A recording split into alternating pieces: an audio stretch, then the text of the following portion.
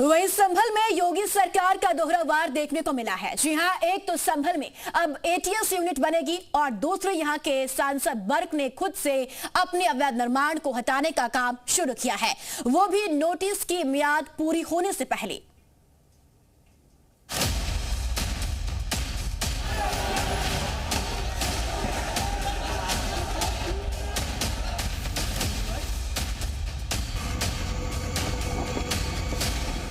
संभल की जामा मस्जिद के ठीक सामने सत्यव्रत पुलिस चौकी बनाकर योगी फोर्स ने पहले ही संदेश दे दिया कि संभल में अब सिर्फ कानून का शासन चलेगा, कोई और अपनी हुकूमत के बारे में सोच भी नहीं सकता। लेकिन संभल की सत्यव्रत पुलिस चौकी एक बार फिर से सुर्खियों में है। इसकी वजह यह है कि अब इसी पुलिस चौकी से यूपी एटीएस का अस्थायी दफ्तर चलेगा।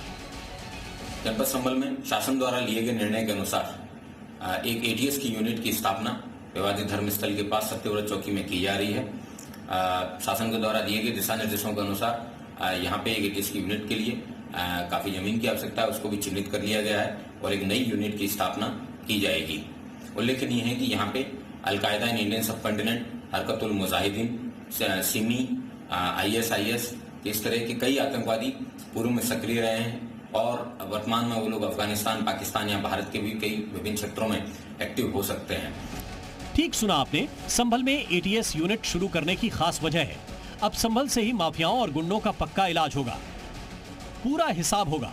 संभल में जिस जमीन पर आप बुलडोजर एक्शन देख रहे हैं, वहीं पर यूपी एटीएस का स्थायी दफ्तर बनेगा। इस जगह की खासियत यह है कि ये जमीन अवैध कब्जे से मुक्त कराई गई है। IG एटीएस ने इस काम के लिए आदेश जारी कर दिया है। शहर के हल्लूसराय में 3 बीघा जमीन चिन्हित की गई है। अवैध कब्जे से मुक्त कब्रिस्तान पर स्थायी एटीएस यूनिट बनेगी। लेकिन यह संभल में योगी फोर्स की एकमात्र ताजा कार्रवाई नहीं है। एक दूसरी तस्वीर आई है संभल के सांसद जियाउर रहमान वर्ग के घर से। शहर के दीपासराय इलाके में सांसद वर्ग अपने घर के एक हिस्से पर खुद ही हथौड़ा चलवा रहे हैं। दरअसल इस मकान को बनाने के लिए 151 वर्ग फीट एरिया पर अवैध कब्जा कर लिया गया था।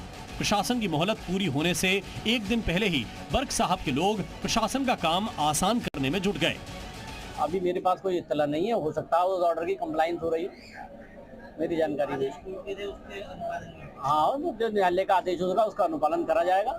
जो भी आदेश होगा 3-4 फीट का सेटबैक है लगभग जो आदेश में था, तो हो सकता है उसका कंप्लाइंस हो रही हो, लेकिन मेरी जानकारी में नहीं है। मैं आपको जानकारी करके कल इत्तला दूंगा। 24 नवंबर 2024 की हिंसा के बाद संभल इतना बदल चुका है कि इसने अपनी पहचान पूरे यूपी में छोड़ दी है। मुस्लिम बाहुल्य इलाके में होली खेली जा रही है और हिंदुओं के त्योहार भी मनाए जा रहे हैं। यानी यहाँ पर वो सब कुछ हो रहा है जिसे नामुमकिन माना जाता था। इसीलिए कहते हैं संभल की सूरत ही नहीं, सीरत भी बदल चुकी है। ब्यूरो रिपोर्ट, जी मीडिया।